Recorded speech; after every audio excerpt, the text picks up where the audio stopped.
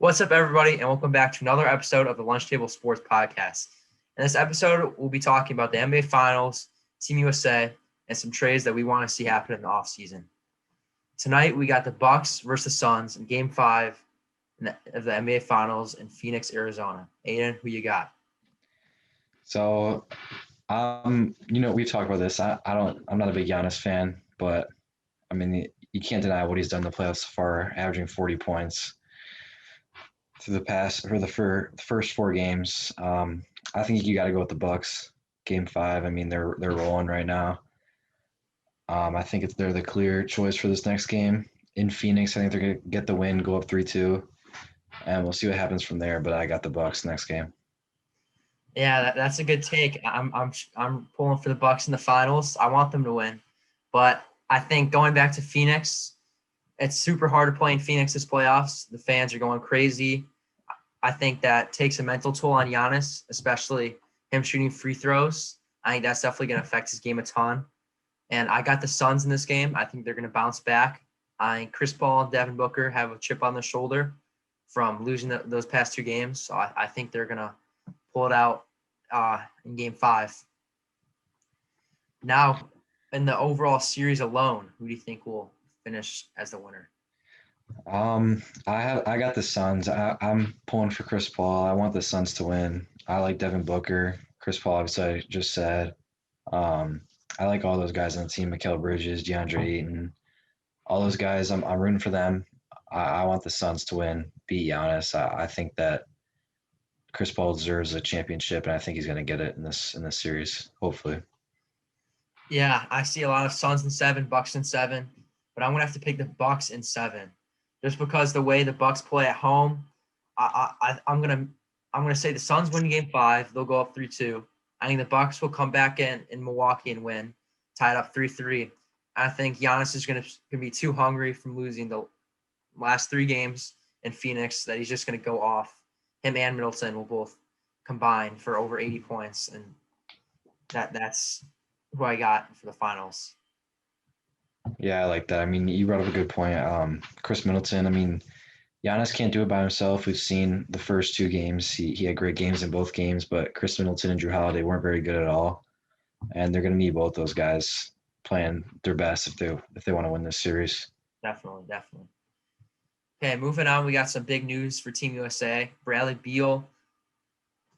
I'm not sure if he tested positive for COVID. I know he broke some protocols of that, but he withdrew his name from Team USA, and so did Kevin Love, and they were replaced by Keldon Johnson and JaVale McGee. What are your thoughts on that? There's been a lot of hate going around surrounding this. I mean, like criticizing Team USA, and I'm gonna have to say I've been one of those people.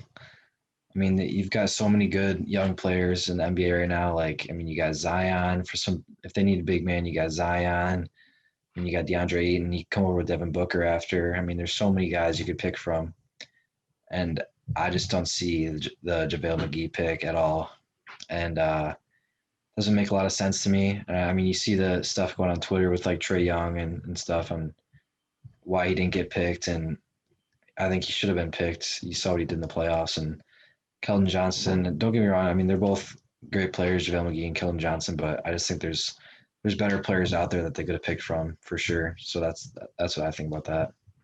I know, and it just blows my mind that they picked Keldon Johnson over Trae Young. I mean, Trae Young wanted to play on that team, and they didn't even give him a call or anything to even come on.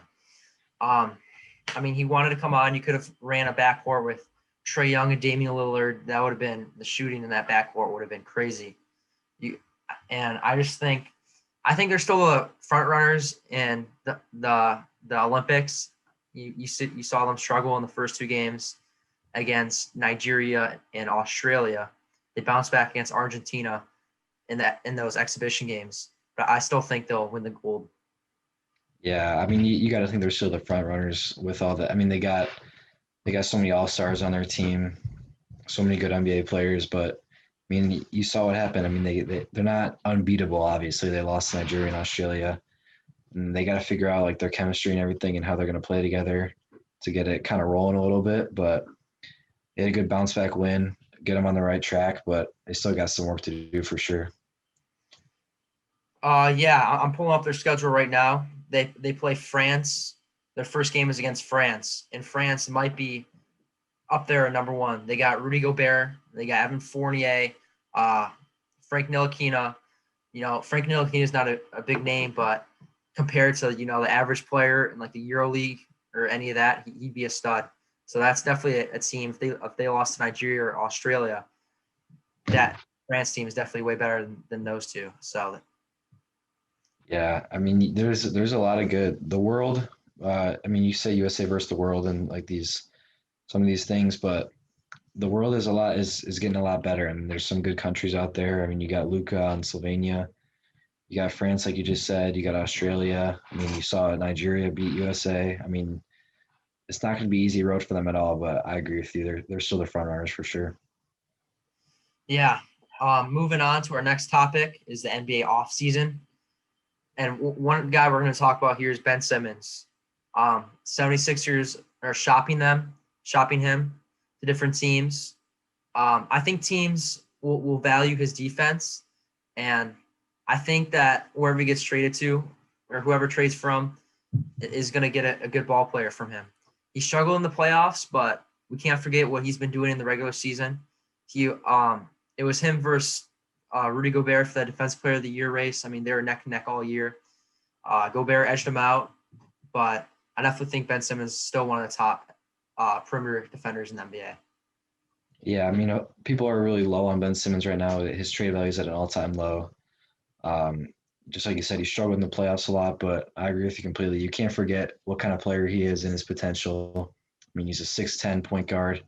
He's fast. He's one of the best defenders in the league, like you just said. And I think that if he goes to a different situation, some new change of scenery, different coaching play style, I think he can be really good again. I mean, he's an all-star last year.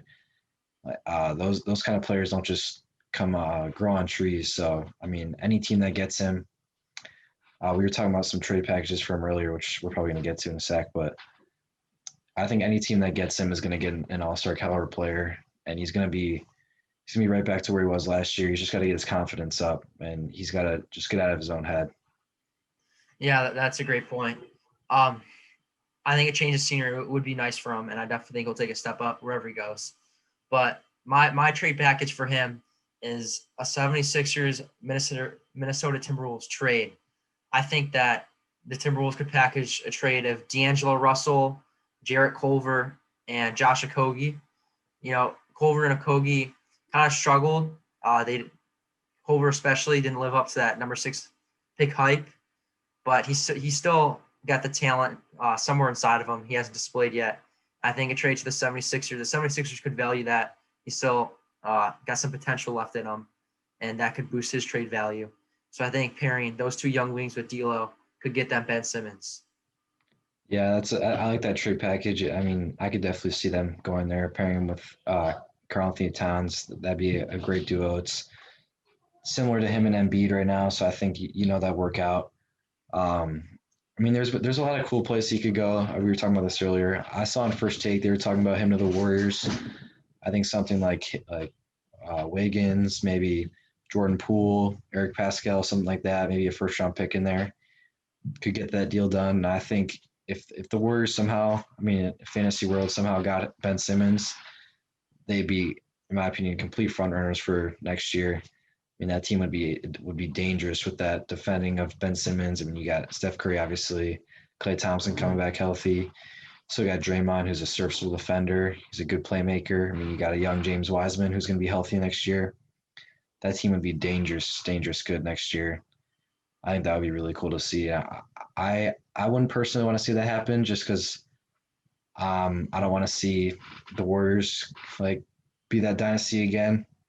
But I think it'd be really cool though. Yeah, you'd probably see a lot of Curry, Clay, Ben Simmons, Draymond, and James Wiseman. I mean, that team's defensively. I mean, Clay's still a really good defender. Draymond plays third and Defensive Player of the Year voting, and you got Ben Simmons who plays second. I mean, that team's going to drop 100 on you and won't even let you get to 100. So that'll be one of the better teams. And jumping back to my trade for the Timberwolves, I think if the Timberwolves trade for him, I think they're going to play him at the power forward, which he played early in his career. The first 2 years of his career in Philly, he played power forward, and I think that's where he would fit best. He's a good ball handler, but I think he would work a little better in a LeBron type role, where he's more of a point forward. He can bring up the ball most of the time, but he doesn't play that like main, like he doesn't have to take all the shots all the time. He can step back and play more of his defense, and I think that'll be huge for the Timberwolves. You probably see a lineup of Ricky Rubio at point, Anthony Edwards as shooting guard, Jaden McDaniels a small forward, Ben Simmons a power forward, and Cat at center. That team for the future. You just got to find your future point guard, and that team's going to look scary in the next couple of years. Yeah, that's a good point you brought up. That he can play basically all 5 positions. I mean, guard 1 through 5. I mean, anywhere you play him, I think he can succeed on a different team. Just like you said, he can play that kind of LeBron role and still be the primary ball handler, but he doesn't have to be that main guy in the offense. And just like you said, I mean, that Timberwolves team, another year of Anthony Edwards, Ricky Rubio is still a great distributor, great facilitator. Karl-Anthony Towns coming back fully healthy next year. That team would be really, really good for the future, just like you said, and down the road. And that's definitely a playoff team, in my opinion. Yeah, for sure. Another guy who said that all these trade rumors were false about him is Damian Lillard. I still think there's a chance he gets traded just because the Trailblazers haven't really done anything with him. I think they might want to move on to the future. So what team do you think best should try and trade for Damian Lillard? Yeah, that's it's tough with him because he's done so much for the Trailblazers. From the face of that franchise for the last 10 years, ever since he came in the league, and it'd be tough to trade him away, see him somewhere else. But I think it'd be best for both sides. I mean, he's basically given everything. They've tried every combination. Him and CJ McCollum just haven't really done anything in the playoffs, anything special at least. And I think somewhere cool for him to go. I mean, we talked about this too. I mean, the Lakers, that would be crazy, but I don't know if I see that happening realistically. I'm not really sure, to be honest with you. I don't really. It's tough with Damian Lillard. There's not a ton of good fits I see for him. I mean, it's just tough. I mean, what do you think? I don't know a team that could put the package together to bring Damian Lillard in to fit in that team, but I don't know. What do you think? Well, I saw one guy on YouTube do it. His name's 6 Rings of Steel. I saw him put together some trade packages, and I thought of this one to Denver from him. I kind of altered the package a little bit to get a Jamal Murray, Damian Lillard trade, but I think they want to hold on to Jamal Murray, and with Michael Porter Jr.'s contract being up in a year, he's going to want a ton of money. So I think swapping I think the package should probably be Michael Porter Jr., probably another big contract to have, maybe like Will Barton. I know he has a big deal. I think around 15 mil. So it'd probably be Will Barton, Michael Porter Jr., and two or three first-round picks, and then you get Dame. You can move Jamal Murray to shooting guard. He played that at Kentucky. He's 6'5". I mean, the defense, you probably have to go out and sign a good defender because I'm a little scared of the defense in that backcourt, but their shooting, I think, makes up for that and their scoring ability. You probably see a lineup of them two at the guards, Jokic at the center, and then Aaron Gordon at the 4, and then they just got to sign a good defender at the 3, somebody who can knock down shots and play good defense. I think that puts them in the front runner going into the NBA season. Yeah, that's good. I didn't really think about the Nuggets. That'd be an interesting lineup: Jokic, Jamal Murray, and Dame. But I think they could make it work if that was the case. Team that just popped in my head was the Bulls. I mean, there was some rumors about Kawhi maybe going there in the offseason. I don't know how true that is, but I think Zach LaVine, he's a primary shooting guard. I think him and Dame just like you said, that's not the greatest defensive backcourt, but I think their offense will make up for it. With Vucevic there too, that'd be a great big 3. I'm not sure the trade package there, how it would fit, but you can throw in like Patrick Williams, someone like that, some of those young guys, some first round picks. I don't know. There's a lot of interesting places that he could end up, but I'm not sure how realistic those all are. And I think at the end of the day, he's going to be in Portland for this year. Yeah, and I just want to share this final trade package. I was thinking about it last night out because Kristaps Porzingis is reportedly like done with the Mavericks. Like he wants out. So I think we're definitely going to see a Porzingis trade. And one team I was thinking who I think would benefit a ton from adding him is the Hornets. They could possibly trade the 13th pick straight up for Kristaps Porzingis, and I think that would be huge for the Hornets. They've been lacking a center forever. I think was it. I can't even remember the last time they had a good center. I think it's been like over 10 years. So I think adding Kristaps Porzingis will really help out LaMelo and that team. I think that team turns into a playoff team in the Eastern Conference. You see a lineup of LaMelo, Terry Rozier, Gordon Hayward, PJ Washington, and Kristaps Porzingis, and then you got guys like Miles Bridges, Devontae Graham off the bench. That team looks scary.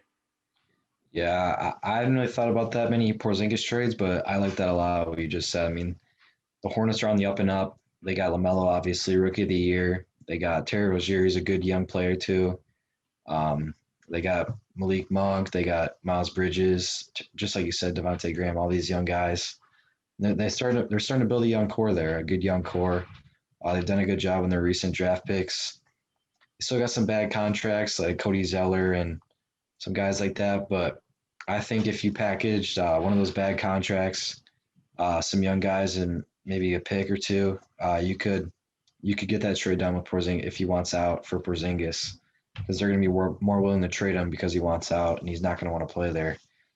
But yeah, I like that too a lot. I think he'd be a great stretch big to play with LaMelo. LaMelo's a great playmaker, so I think that they'd be a really, really good team, and just like you said, a playoff team for sure in the East. Yeah, well, that's it for this video. I hope you guys enjoyed. Make sure to subscribe to the channel. Only 70% of you guys, 70% of the people watching our videos aren't subscribed, so it would really help our channel a ton if you would like and subscribe. And we'll see you in the next video.